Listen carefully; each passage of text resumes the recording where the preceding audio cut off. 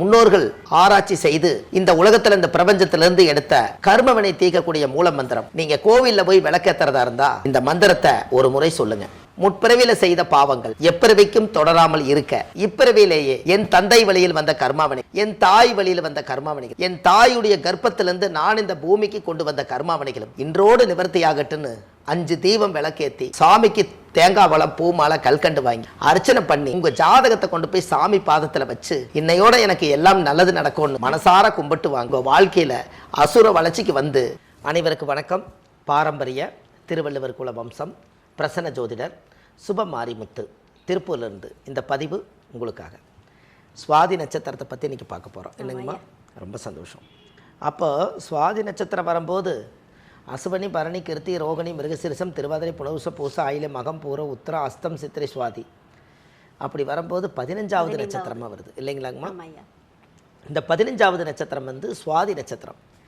இந்த 15வது நட்சத்திரம் சுவாதி நட்சத்திரமாக இருக்கிறனால நம்ம முன்னோர்கள் வாழ்ந்ததெல்லாம் சுவாதி நட்சத்திரம் வந்து காலச்சக்கரத்துக்கு 7வது ராசி துலா ராசி. இந்த துலா ராசியில் தான் சுவாதி நட்சத்திரம் பிறக்கும். இந்த துலாம்ங்கிறது யார் அப்படின்னு கேட்டிங்கன்னா சுக்கரனுடைய வீடுங்க. ஓகே. இது அதிகமாக பார்த்தீங்கன்னா சுவாதி நட்சத்திரம்ங்கிறது தேன்பூச்சி. இந்த தேன்பூச்சினா என்ன அப்படின்னு கேட்டிங்கன்னா இந்த தேன்பூச்சியோட குணம் என்னன்னு உங்களுக்கு தெரியுங்களா? தேனெல்லாம் கொண்டு வந்து ஒரு ராட்டில் வைக்கும். பார்த்துருக்கீங்க? அந்த ஒரு ராட்டில் கொண்டு வந்து தேனை எங்கெங்கேயோ பூக்கள்லேருந்து பறிச்சுட்டு வந்து தேனை கொண்டு வந்து ஒரு சேகரித்து வைக்கும். இந்த தேன் கூடு வந்து கூடு கட்டும். கடைசியாக தேன் ரொம்ப வலிஞ்சு சொட்டாக ஒழுகிற காலம் வரும்போது யாரும் ஒருத்தர் தேனை தூக்கிட்டு போயிடுவாங்க இல்லைங்களா? அப்போ இந்த சுவாதி நட்சத்திரக்காருடைய வாழ்க்கையில் எப்படி இருக்குன்னா சுவாதி நட்சத்திரம் எல்லாத்தையும் உருவாக்குவாங்க, மற்றவங்க அனுபவிப்பாங்க. ஓகே. என்னங்கம்மா? இதை தெரிஞ்சிட்டாங்கன்னா அவங்களுக்கு அளவாக உருவாக்கலாமல்ல.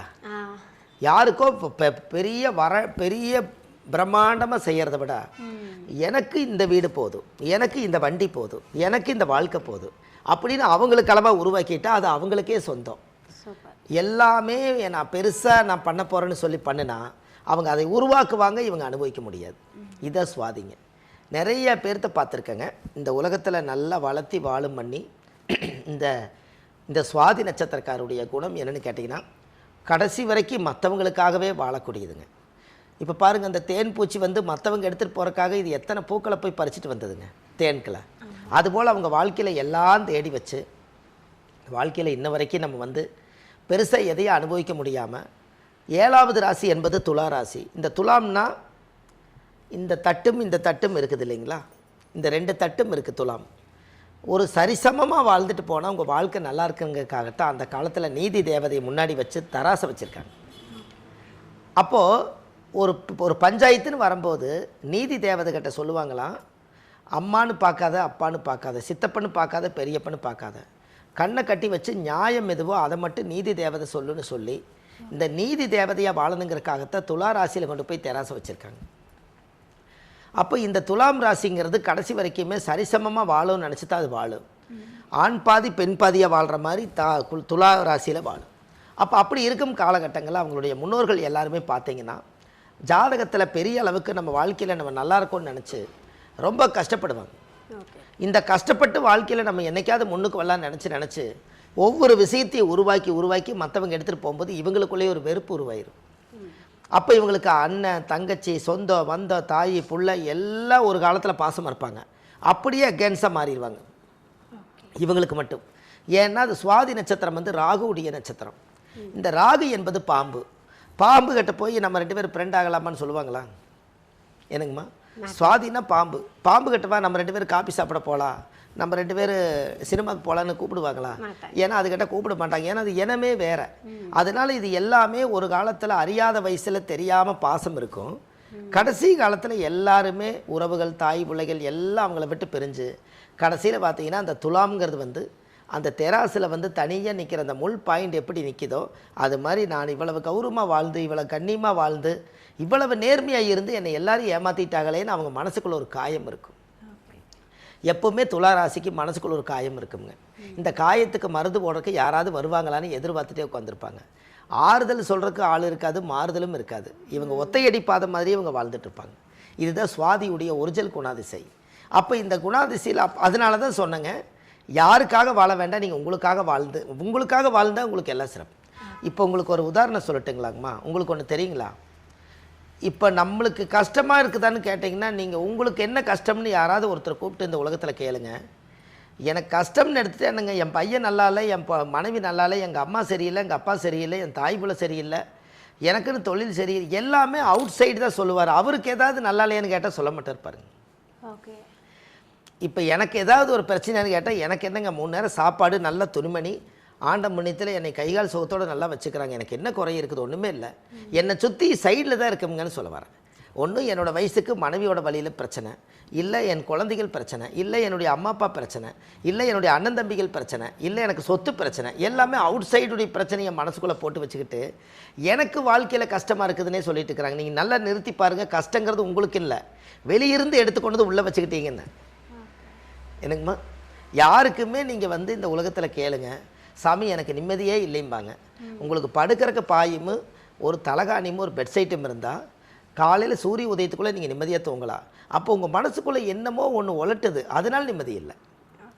அப்போ உங்களுக்கு நிம்மதி இல்லைங்கிறதுக்கு என்ன ஒரு ஆதாரம்? அப்போ இது எல்லாமே எங்கே ஒழிச்சு வச்சுருக்கிறாங்கன்னா, எல்லாருமே வெளியிருந்து பொருளை எடுத்துக்கொண்டு வந்து மனசுக்குள்ளே வச்சுக்கிட்டு, இந்த பொருளை அடையணும், இந்த பொருள் எனக்கு சொந்தம், இந்த பொருள் தான் எனக்கு இந்த உலகம்னு நாம் எடுத்து வச்சுக்கிட்டு, இந்த உள்ளே இருக்கிறத வெளியே எடுத்து வைக்காமல் வெளியே இருக்கிறத உள்ளே எடுத்து வச்சுக்கிட்டு, வேதனையும் சோதனையும் கடவுள் மேலே கொண்டு போய் பாரத்தை போட்டால் கடவுள் என்ன செய்வார்? என்னங்கம்மா? என்னங்க? அதை கடவுள் அப்படின்னா அதை பிரித்து பார்க்கணுமா? கடந்து உள்ளே போயிட்டே இருந்தேன்னா கடவுள். ஓகே. கடவுள். நீ கடந்து உள்ளே போனேன்னா உன்னுடைய கஷ்ட நஷ்டத்துக்கெல்லாம் ஒரு ஆழமான ஒரு விஷயம் கிடைக்குங்கிறதுக்காக நீ கடந்து உள்ளே போங்கிறத காலப்போக்கில் கடந்து உள்ளே கடவுள் கடவுள் கடவுள் காலப்போக்கில் கடவுள்னு வந்துருச்சு. நாமளே சிந்தித்து செயல்பட வேண்டியது நம்மளுடைய மனசாட்சி தானே கடவுளுங்க. இந்த காலையில் எழுந்திரிச்சனே சூரியன் உதயமாகுது, அந்த சூரியன் உதயமாகலினா ஒரு தாவரம் கூட சுரக்காது. அப்போ சூரியனா அவர் கடவுளாக ஒழிக்கிறாரு, இரவில் சந்திரனாக ஒழிக்கிறாரு. அப்போ இது எல்லாம் தான் கடவுள். அப்போ நமக்குள்ள பிரச்சனை எடுத்து உள்ளத்தில் அழுகிறது, வெளியே சிரிக்கிறது, தன்னோட வேதனை தனக்குள்ளேயே மூடி வச்சுட்டு இன்றைக்கி சரியாயிரும் நாளைக்கு சரியாயிருன்னு நம்மளுக்குள்ளேயே வேஷத்தை போட்டுட்டு வெளி உலகத்துக்கு வாழ்ந்து என்ன பிரயோஜனம்? நமக்காக வாழ்கிற வாழ்க்கை எப்போது? என்னங்கம்மா? அது வேணும் இல்லைங்களா? இந்த உலகத்தில் நல்லா தெரிஞ்சு போச்சுங்க. 120 வருஷம் வரைக்கும் ஒரு மனிதனுடைய ஆயுள் இருந்தது. இப்போ 60 வயசுக்கு மேலே தடி கொடுத்துருவாங்களாட்டு இருக்குது. இந்த 60 வயசுக்குள்ளே உங்கள் வாழ்க்கையே மனநிறைவு ஆயில்னா உங்கள் ஆன்மாவே திருப்தி அடையாதே. நம்ம உடம்பு மட்டும் திருப்தி ஆகாது, நம்ம ஆன்மாவே திருப்தி அடையலைன்னா நமக்குள்ளே ஒரு ஆன்மா ஒன்று நம்மளோட வாழ்ந்துட்டு இருக்குதுங்க.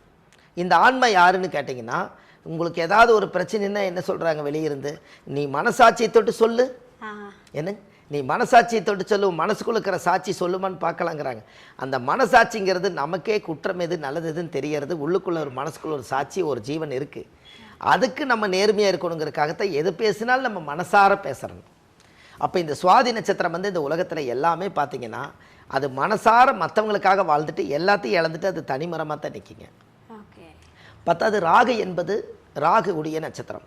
இந்த ராகு என்பது பாம்பு. பாம்பு இருக்கிற இடத்துல நம்ம இருப்போமாங்க? அப்போ அது கடைசி வரைக்கும் வாழ்க்கையில் எல்லாம் இருக்குது, ஆனால் மனசு தனியாக தான் இருக்குங்க. இந்த சுவாதி நட்சத்திரம் துளாராசி, அது சுக்கிரனுடைய வீடு. அதனால தான் அவங்க வாழ்க்கையில் எல்லாம் கடந்த கஷ்டத்தை எல்லாம் அனுபவிச்சு என்னைக்காவது ஒரு நாள் நான் வாழ்க்கையில் நல்லா இருக்க மாட்டேனான்னு இந்த மனம் ஏங்குமா? எப்படிங்கம்மா? எல்லாத்தோட வாழ்க்கையிலையும் பாருங்கள், ஒரு குட்டி சந்தோஷம்தான் வாழ்க்கையில்.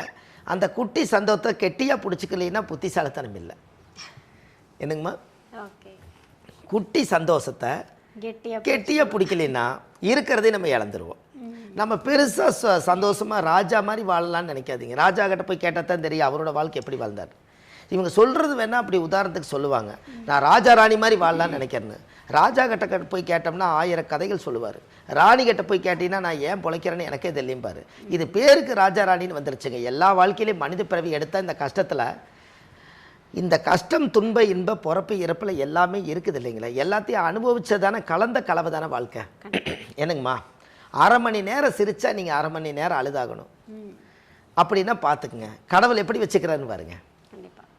அப்போ இந்த சுவாதி நட்சத்திரம் அப்படித்தாங்க அவங்க வாழ்க்கை. அவங்ககிட்ட போய் இந்த மனசார இந்த கதையெல்லாம் சொன்னீங்கன்னா, எப்போங்க நீங்கள் இதை பார்த்தீங்க? நடந்ததை நடந்த மாதிரியே சொல்கிறீங்களே, இது எப்போ இதை பார்த்தீங்கன்னு கேட்பாங்க. ஆனால் நாம் படித்த காலமெல்லாம் என்னென்னு கேட்டிங்கன்னா, சுவாதி நட்சத்திரத்தில் பிறந்துக்கிறவங்க இவ்வளவு கஷ்டத்தை அனுபவிச்சுட்டு முதல்ல அவங்க வந்து உண்மையாக உயிர் வாழ்ந்துட்டு இருக்கிறாங்க பாருங்கள், அது பெரிய பாக்கியம். என்னைக்காவது ஒரு நாள் நான் நல்லா இருக்க மாட்டேனான்னு வைராக்கியத்துக்காக வாழ்ந்துட்டு இருப்பாங்க. இந்த சுவாதி நட்சத்திரத்தில் பிறந்தா முதல் ராகு திசையில் பிறந்தாங்களா, இப்போ ராகு திசை 18 வருஷம், ஒரு 9 வருஷம் அவங்க வாழ்க்கை அந்த திசை இருப்பு இருக்கும். அடுத்த குரு ஒரு 16 வருஷம், 16 ஒரு 9 இருங்க, 16 ஒரு 9 25. இந்த 25 வயசுக்குள்ளே இவங்களுடைய வாழ்க்கைக்கு கல்யாண வயசு வந்துடும். அப்போ ராகு முடிஞ்ச குரு, இவங்களுக்கு சனி திசையில் கல்யாணம் 19 வருஷங்க. அப்போ 25 ஒரு 20 அப்படின்னு வரப்போது ஒரு 35 34 வயசுக்குள்ளே ராகு திசை முடிஞ்சு குரு முடிஞ்சு சனி திசை வந்துடும். இந்த சனி திசை 35, புதன் திசை வரும்போது 17 வருஷங்க. இப்போ அது 35 ஒரு 17 52ங்கும் போது அப்போ இவங்களுக்கு புதன் திசை முடிஞ்சு கேது திசை வரும்போது 57 வயசு ஆயிரும். சுக்கிரன் திசையில் இவங்க ரிட்டையர்டு. என்னங்க, சுக்கிரன் திசையில் இது ரிட்டையர்டு. அப்போ இந்த ஜாதகத்துக்கு மெயினாக பார்த்தீங்கன்னா இவங்களுடைய வாழ்க்கையில் கொஞ்சம் கொஞ்சமாக ஒவ்வொரு கால திசையிலையுமே 10 வயசுக்குள்ளே அவ்வளவு கஷ்டத்தை அனுபவிச்சிருப்பாங்க. 10லேருந்து 20 வயசுக்குள்ளே இளமையில் கஷ்டப்பட்டிருப்பாங்க. 20 வயசுலேருந்து 30 வயசுக்குள்ளே திருமண வாழ்க்கையை அனுபவித்து இன்னும் திருப்தி இல்லையேன்னு கஷ்டப்படுவாங்க. 30லேருந்து 40 வயசு வரும்போது குழந்தைகள்லாம் வளர்ந்ததுக்கப்புறம் இவங்களை எப்படி நம்ம கரை சேர்த்த போகிறோன்னு நினச்சிட்டு இருப்பாங்க. 40லேருந்து 50 வயசு வரும்போது கொஞ்சம் மூச்சு விடலான்னு நினைக்கும் போது குழந்தையோட கடமைகள் உள்ளே வந்துடும். 50லேருந்து 60 வயசு வரும்போது நான் எப்போ ரிட்டையர்ட் ஆகுன்னு தெரியாமல் இந்த குழந்தை கடமை முடிச்சுட்டா நான் வெளி உலகத்துக்கு வந்துடலான்னு இருக்கிறேன்னா 60 வயசு வரைக்கும் இருப்பாங்க. இந்த 60 வயசுக்கு மேலே தான் அவங்க வாழ்க்கையை முதல்ல அமைதியாகும். அது வரைக்கும் இவங்களுடைய போராட்டம் இருக்குன்னு வச்சுக்கோங்களேன். அப்போ இது எல்லாமே இந்த சுவாதி நட்சத்திரத்துக்குள்ளே இவ்வளவு ரகசியங்களையுமே ஒரு பெண்ணாக இருந்தால் அந்த பெண்ணோட மனசுக்குள்ளே இவ்வளவு பாரத்தையும் கொண்டு போய் நம்ம துணிச்சு வச்சுட்டா அந்த பொண்ணை எப்படி மனசை இறக்கி வச்சுட்டு சந்தோஷமாக வாழுன்னு சொல்லுங்கள். அதனால தான் வெளியிருந்து பார்க்குறவங்களுக்கு நல்ல துணிமணி கட்டியிருப்பாங்க, முகபாவனை நல்லாயிருக்கும், எல்லாரும் போட்டுக்கிற மாதிரி கை நிறைய கால் நிறைய கழுத்து நிறைய நகை நட்டு போட்டிருப்பாங்க. அவங்கள புதுசாக தனியாக உட்கார வச்சு ஒரு அறையில் உட்கார வச்சு கதை கேட்டிங்கன்னா காசி படத்தில் சொன்ன மாதிரி என் மனவானில் சிறகை விரிக்கும் வண்ண பறவைகளே என் கதையை கேட்டால் உங்கள் சிறகுகள் தன்னால் மூடிக்கொள்ளும். அப்படித்தான் அவங்க வாழ்க்கை இருக்குமாங்க. அப்போ அவங்களுக்கெல்லாம் ஒரு கோயிலுக்கு நீங்கள் போயிட்டு வந்தால் கண்டிப்பாக அதுலேருந்தாவது ஒரு மாற்றம் கிடைக்கும் இல்லைங்களா. அதனால் சுவாதி நட்சத்திரக்காரர் உண்மையாலுமே சாதிக்க பிறந்தவங்க, எதுலேயுமே தோற்று போக மாட்டாங்க. அப்பளவு கஷ்டம் அனுபவிச்சும் கூட இன்னமும் நம்ம நல்லா இருக்கிறதுக்கு ஒரு வழி பிறக்குன்னு சொல்லி உயிரோடு இருக்கிறாங்க, உயிர் வாழ்கிறாங்க. அப்படின்னா ஏதோ ஒரு தேடல் இருக்கா இல்லைங்களா. அப்போ கண்டிப்பாக அந்த சுவாதி நட்சத்திரத்துக்கு உண்டான கோயில் இந்த பதிவில் கொடுக்குறேங்க. அந்த கோயிலுக்கு போயிட்டு வந்தாச்சுன்னா அவங்க வாழ்க்கையில் ஒரு அசுர வளர்ச்சி இருக்குங்க. கண்டிப்பாக இதை செய்துட்டு வரட்டுங்க. அந்த நட்சத்திர தோஷ நிவர்த்தியானால் இந்த பாரமெல்லாம் குறைஞ்சு நிம்மதியும் சந்தோஷம் நிரந்தரமாக இருக்கும். சரிங்களாம்மா? அதாவது சுவாதி வந்து குட்டி சந்தோஷத்தையும் கெட்டியாக பிடிச்சிக்கணும்னு சொல்லிட்டு ரொம்ப அழகாக சொல்லிட்டீங்க. ஏன்னா வந்து பல்வேறு கஷ்டங்களை வந்து எனக்கு தெரிஞ்சு சுவாதி வந்து தனியாக நின்று ஃபேஸ் பண்ணுறாங்கன்னு நினைக்கிறேன். கண்டிப்பாக நீங்கள் கொடுத்துருக்கக்கூடிய இந்த விளக்கம் அப்படின்றது வந்து அவங்களுக்கு வந்து மன நிறைவை கொடுக்கும் அப்படின்னு ஐயா. சரி ஐயா, ரொம்ப நன்றிங்கம்மா. வணக்கம்மா. இப்போ சுவாதி நட்சத்திரக்குமே நீங்கள் வந்து பலன்கள் வந்து எதிர்காலத்தை வச்சு ரொம்ப அழகாக சொல்லி முடிச்சிட்டீங்க. கண்டிப்பாக அவங்களுக்கு ஒரு கோவிலும் சொல்கிறதா சொல்லியிருந்தீங்க. கண்டிப்பாங்கம்மா. இப்போ இந்த சுவாதி நட்சத்திரம் எந்த கோவிலை போய் வழிபட்டுட்டு வரணும்? கண்டிப்பாங்கம்மா. அதாவது இதுவரைக்கும் நிறையா மக்களுக்கு ரகசியமாக தெரியாத ஒரு கோயில் வந்துங்க, சுவாதி நட்சத்திரத்துக்குன்னே ஒரு கோயில் இருக்குது. ஓகே. இந்த சுவாதி நட்சத்திரத்துக்கு எத்தனையோ கோவில்கள் இருக்குதுங்க. ஆனால் நட்சத்திர கோயில் இது வரைக்கும் மக்களுக்கு தெரியணும் இல்லைங்களா. ஓகே. அது சென்னையில் பூந்தமல்லி பக்கத்தில் சித்துக்காடுங்கிற ஊரில் தாத்திரீஸ்வரர்னு ஒரு கோயில் இருக்குதுங்க. சூப்பரையா. இந்த கோவிலில் போய் சாமிக்கு 5 விளக்கு தீபம், சுவாமிக்கு தேங்காய் பழம் பூ மாலை கல்கண்டு வாங்கி அர்ச்சனை பண்ணி அந்த கோவிலில் சாமி கும்பிட்டு வந்தீங்கன்னா அன்னையிலேருந்து உங்களுக்கு அசுர வளர்ச்சிங்க. இதை பண்ணிட்டு வாங்க, நல்லதே நடக்கும்.